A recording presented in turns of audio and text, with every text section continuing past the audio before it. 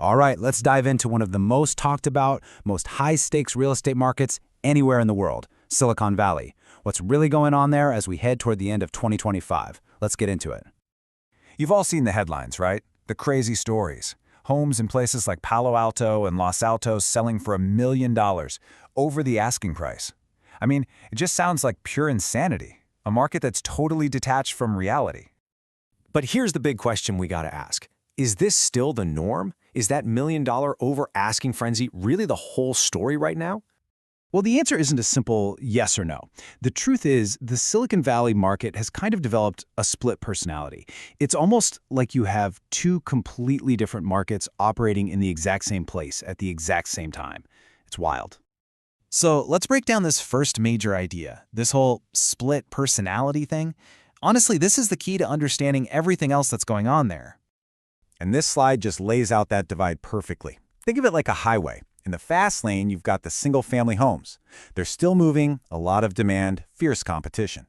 But then in the other lane, you've got condos, and things are slowing way down, with prices actually starting to fall. I mean, just look at this number for a second. An 8.8% drop in condo prices year over year in a major hub like Santa Clara County, that is a huge signal. It tells you that not everything with a Silicon Valley address is a guaranteed rocket ship to the moon right now. And you know, this cooling trend isn't totally isolated to just condos. While single-family homes are holding up pretty well, some of the forecasts are actually pointing to a potential slight decline, maybe around 2.6% for the wider San Jose market as we head into 2026. So that adds another interesting layer of caution to the whole picture. So the next logical question is, why? Why is this happening? What are the powerful forces that are pulling this market in such different directions?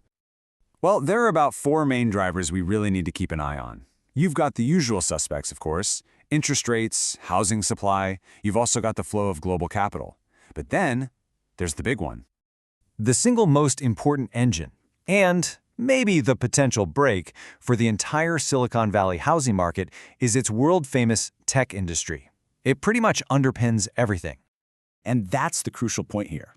The tech job market, it creates this massive pool of high-income buyers, which of course fuels the insane demand for luxury homes. But it's also a huge point of vulnerability. Any big slowdown in tech hiring or a major shift in remote work policies, that could dramatically soften that demand. It is a classic double-edged sword. So what does this all mean for the future? Well, the outlook is becoming pretty clear. Experts are predicting some moderate, single-digit growth for those luxury single-family homes. But for condos and what you might call B-grade properties, expect a flat market or maybe even a slight dip. The big takeaway here is the growing gap between the absolute best of the best properties and, well, everything else. Okay, so given this really complex outlook, how should you actually act? Let's first look at the strategy for sellers, the ones who own those high-end A-grade properties. So if you're sitting on one of these premium homes, you're still in a really powerful position. But it's not a just list it and it'll sell overnight kind of market anymore. Strategy is way more important than ever. So what's the playbook? The playbook really comes down to 4 things. First, time the market. You want to list before the holiday slowdown to catch that early 2026 momentum. Second, perfect the prep. I'm telling you, presentation is everything now because buyers are looking at every single detail. Third, price it right. A realistic price gets more people in the door and can spark the bidding wars you're hoping for. And finally, expect scrutiny. Just be ready for buyers to compare your home rigorously to the competition. Now let's flip the coin and look at the playbook for buyers. Because in a market this complex, a really smart buyer can find some real opportunities if they know where and how to look.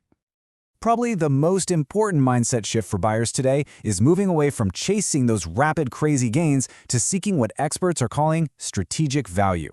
This means you're asking different questions. Is this a high-quality home I actually want to live in for the next 5 to 10 years? Does it really fit my lifestyle? It's all about long-term value, not just short-term speculation. So the savvy buyer strategy looks something like this. First, focus on quality that you're willing to hold for the long term. Next, negotiate on the terms, not just the price.